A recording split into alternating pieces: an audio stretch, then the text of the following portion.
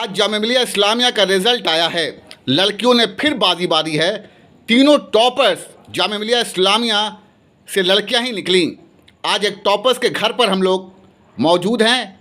सबसे पहले इन परिवार का शुक्रिया कि आप लोगों ने हमें कीमती वक्त दिया, बातचीत के लिए समय निकाला।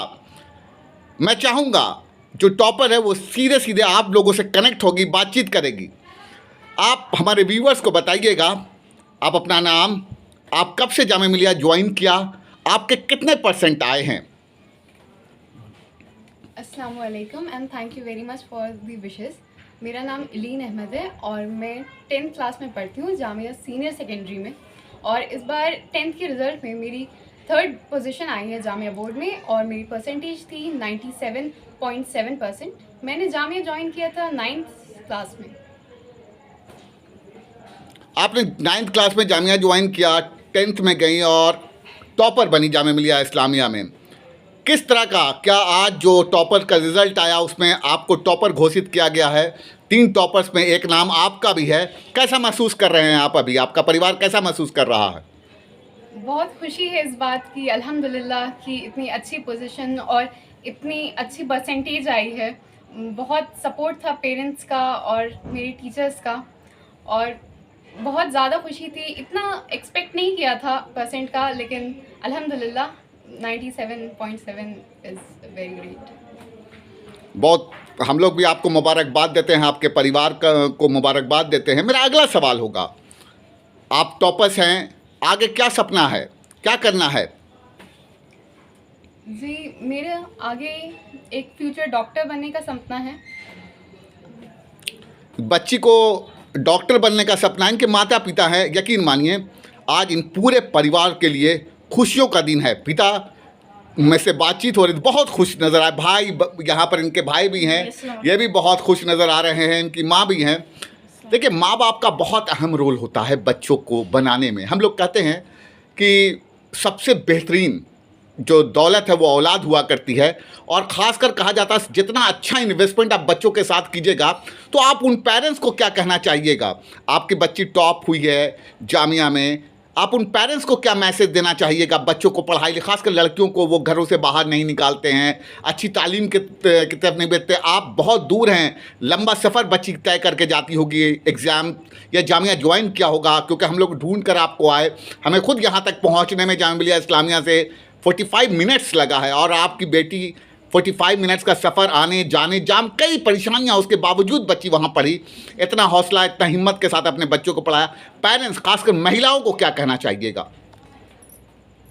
देखिए, मैं तो ये बोलूँगी ना कि बच्चियों को कभी आप रोके नहीं, उनको उड़ने दें, उनकी उड़ान को कभी नहीं रोकें। मैंने अपनी बेटी को कभी भी उनको उनके सपनों में कमी नहीं होने दिया। ये जो भी चाहिए मैंने सपोर्ट किया है, मैंने हमेशा ही सपोर्ट किया है और बेटियों को तो बेटों से कम कभी भी नहीं समझा मैंने। तो बस यही कहना चाहूँगी कि बेटियों को सपोर्ट करें, उन्हें पढ़ने दें और वो जो करना चाहें उन्हें करने दें, उन पर विश्वास रखें। बिल्कुल। फादर जो हैं वो जामिया मिलिया इस्लामिया के अलुमनाई भी हैं, बहुत खुश हैं। यकीन मानिए खुशी का दिन भी है। हम लोगों से मिले, हमें खुद रिसीव करने ये आए, हम लोग लगातार कॉन्टैक्ट्स में थे इनसे। क्या कहना चाहेंगे इस पर? पेरेंट्स को क्या मैसेज देना चाहेंगे? बहुत खुशी है, हम लोग भी बहुत खुश हैं कि आपकी बच्ची टॉप की है। क्या कहना चाहेंगे? मैसेज पेरेंट्स के लिए आपके पास क्या है? सबसे पहले तो मैं अल्लाह ताला का बहुत बहुत शुक्र अदा करना चाहता हूँ कि अल्लाह ताला ने हमारी बच्ची को इस मकाम तक पहुँचाया। और 3-4 दिन पहले मुझे कुछ इस तरह का लग रहा था कि मेरे पास रिपोर्टर आएंगे, इंशाल्लाह मेरी बच्ची टॉप करेगी। और मैंने मजाक से कहा भी था कि इस बार कुछ धमाका होने वाला है, लगता है कि इलीन कुछ करके दिखाएंगी। लेकिन मैं उन तमाम बच्चियों को, उन तमाम बच्चों को जिन्होंने कड़ी मेहनत की, सबको मुबारकबाद देना चाहता हूँ। और उन बच्चों को ये कहना चाहता हूँ कि ये आपकी मंजिल नहीं है, सितारों से आगे जहाँ और भी है, अभी इश्क के इम्तिहान और भी हैं। क़नात न कर आलम रंग पर, ज़मीं और भी आसमां और भी है। आपको करने के लिए, आपको उड़ान भरने के लिए आसमान बहुत ही और ज़मीन बहुत है। तो आप जो है कड़ी मेहनत कीजिए, कोशिश कीजिए, हिम्मत मर्दा मदद खुदा।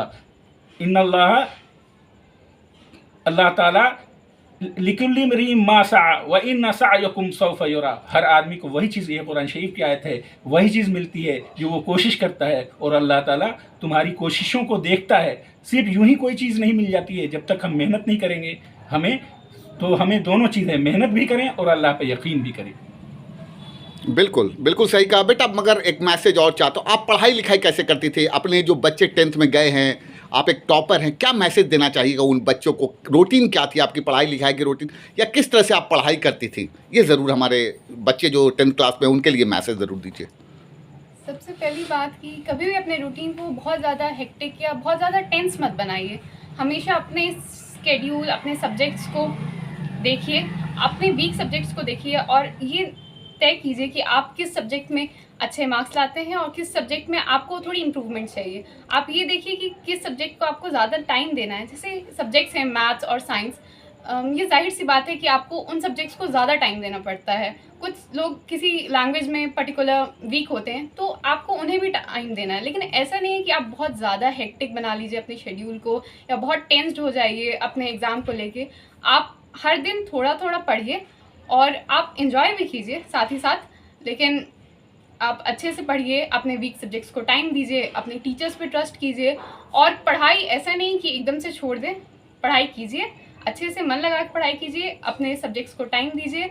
और आजकल तो बहुत ज़्यादा रिसोर्सेज अवेलेबल है इंटरनेट पे, उनसे फ़ायदा उठाइए। और बस यही कहना चाहूँगी कि आप एग्ज़ाम देते वक्त ये ध्यान रखिए कि आप बहुत ज़्यादा एंग्शियस नहीं हो रहे हैं, आप बहुत ज़्यादा नर्वस नहीं हो रहे हैं। आप ये ख्याल रखिए कि आप पुरसुकून हैं, आप इत्मीनान से हैं, आप अपना बेस्ट दीजिए, और फिर अल्लाह पे ट्रस्ट कीजिए, क्योंकि अल्लाह हमेशा हमारे साथ है और अल्लाह हमेशा अच्छा ही हमारे साथ करवाएंगे।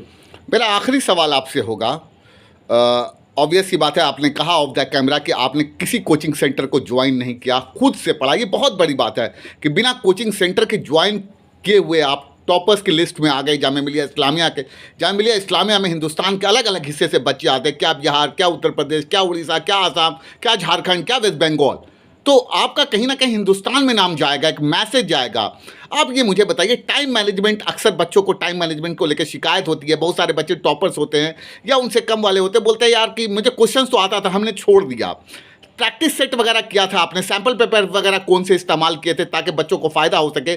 प्रैक्टिस सेशन कैसे करती थी? टाइम मैनेजमेंट एग्जाम से पहले किस तरह से आप तैयारी अपनी सेल्फ स्टडी के तौर पर रखा? कौन कौन से सैम्पल पेपर का इस्तेमाल किया? हमारे बच्चों को ज़रूर बताइए। जी, मैं हमेशा से अपनी क्लास में सबसे ज़्यादा नंबर नहीं लाती थी। बहुत सारे बच्चे थे जो मुझसे बहुत ज़्यादा नंबर लाते थे, लेकिन ओवर द ईयर मैंने ये देखा कि मेरी क्या मिस्टेक्स हो रही हैं। जो हमारी हाफ ईयरलीज़ हो रहे थे, जो हमारे यूटीज़ हो रहे थे, उसमें मैंने देखा कि मैंने क्या क्या मिस्टेक्स की। कभी कभी वो मिस्टेक्स सिर्फ ये नहीं थी कि मैंने क्वेश्चन गलत कर दिया, कभी कभार ये मिस्टेक्स थी कि मैंने क्वेश्चन ही नहीं देखा कि पेपर में था। मैंने कभी कभी एंग्शियस होके जो क्वेश्चन बहुत इजी था उसे छोड़ दिया, कुछ समझ नहीं आया मुझे लास्ट टाइम पे क्या करना है। फिर मैंने अपनी गलतियों को उन यूटीज़ से देखा कि मेरी क्या मिस्टेक्स हो रही थी हाफ ईयरलीज़ में, क्या मेरे क्वेश्चंस क्यों गलत हो रहे थे। मैंने उन मिस्टेक्स को फाइंड आउट किया, फिर उन पे मेहनत की। मैंने देखा कि उर्दू में मैं वीक थी, तो मैंने उसे इम्प्रूव करने की कोशिश की। और ये भी बहुत बड़ी बात है कि आप कितना भी पढ़ लें, आपने पूरी अपनी बुक्स पढ़ ली हैं, लेकिन आप लास्ट डेज पे अगर आप सैम्पल पेपर, अपने PYQs नहीं अटेम्प्ट करते हैं, तो इसका यही मतलब है कि आपके एग्ज़ाम में कुछ ना कुछ गड़बड़ी हो सकती है। प्रीवियस ईयर क्वेश्चंस करना बहुत ही ज़्यादा ज़रूरी होते हैं, और ये बहुत ज़्यादा आपके मार्क्स को बढ़ा सकते हैं, इम्प्रूव कर सकते हैं। बिल्कुल बिल्कुल, मैं इस बात को समझ रहा हूँ, बढ़ा सकते हैं, इम्प्रूव कर सकते हैं। ये बच्ची है, पहली बार कैमरा फेस कर रही है, मगर बहुत अच्छा आप बोल रही हैं। Thank you for watching plasma news.